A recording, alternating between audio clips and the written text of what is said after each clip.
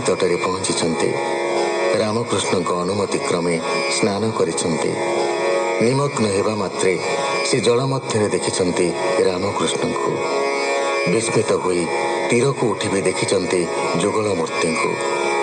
ପୁଣି ଥରେ ଅବଗାହନ କାଳରେ ତାଙ୍କର ଦିବ୍ୟ ଦର୍ଶନ ଘଟିଛି। ନାଗରାଜ ଶେଷଦେବଙ୍କ କ୍ରୋଡ଼ରେ ସେ ଚତୁର୍ଭୁଜ ଘନଶ୍ୟାମ ପରମ ପୁରୁଷଙ୍କୁ ଦେଖିଛନ୍ତି। ତେଣୁ ସେ ଭ୍ରାତା ଯୁଗଳଙ୍କ ପାଦ ତଳେ ପଡ଼ିଛନ୍ତି ଆଉ ସ୍ତୁତି କରିଛନ୍ତି।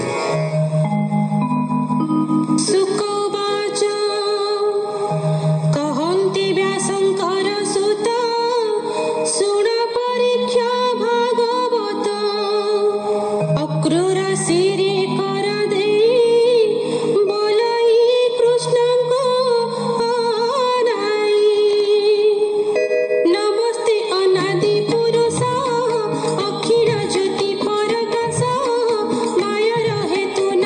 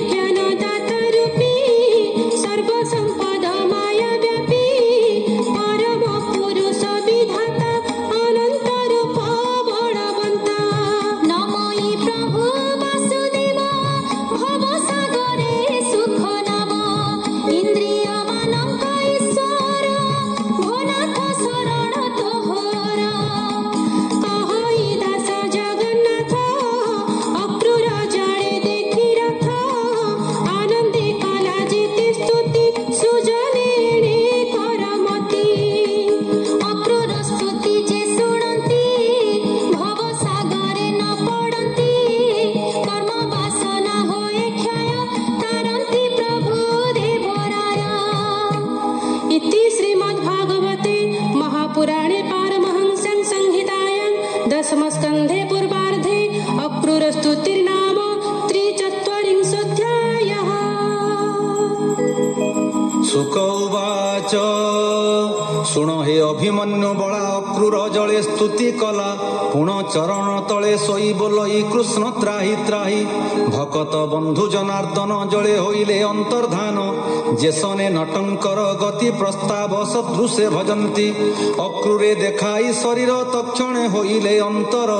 अक्रूर थिला पाए पड़ी पुणी उठिला कर जोड़ी देखिला केही नाही जले उठी चाहिला नदी कूले वृक्षर मूले रथे थाई डाकंती प्रभु भावग्राही अक्रूर देखी तोष मन बेगे सारिला नित्य कर्म आसी मिलिला रथ तले पड़िला कृष्ण पाद तले हसी बोलंती दामोदर जले तो विलंब तोहर मथुरा जीवा केते बेले किस देखिलु पुण जले गगन शून्य मही भागे किय बा दश दिग लागे जहा देखिलु कह मते तेबे हे जीवई परते अक्रूर सिरे कर देई कहि श्री मुखे अनाई जले देखिली मुहि जहा भोनाथ न जाणु कि ताहा मोते पचारु माया करी भकत सोधर मुरारी तोहर तहु आन नाही जले देखिली तोते मुहि भोनाथ सर्प घटे पुरी संसार अछु जे आवरी तोर नथिला अछि काहि जल अनल स्थले तुही मुहि मानव तनु बही जानी पारिबी ताहा काहि एते बोलिण पाद तले पड़िला आत्मार बिकले कृष्ण बोलंती शुणी ताहा अक्रूर बेगे रथ बाहा तक्षणे कृष्ण आज्ञा पाई रथे बसिला बेगे जाई पथे जे थिले नर नारी रथे देखिले राम हरि देखी अपूर्व रूप दुई पाद नयन न चलई ग्रामे प्रवेश भगवान देखि सानंद मने मन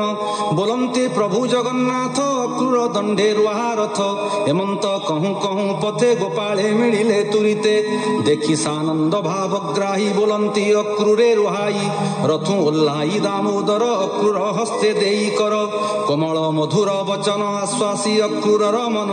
भोतात रथ घेनी जाओ राजार छामुरे जणाओ बोलइले बेनी भाई ओइली तोटारे रुहाई सकले होई एक मेल संगे अछंती गोपबाळ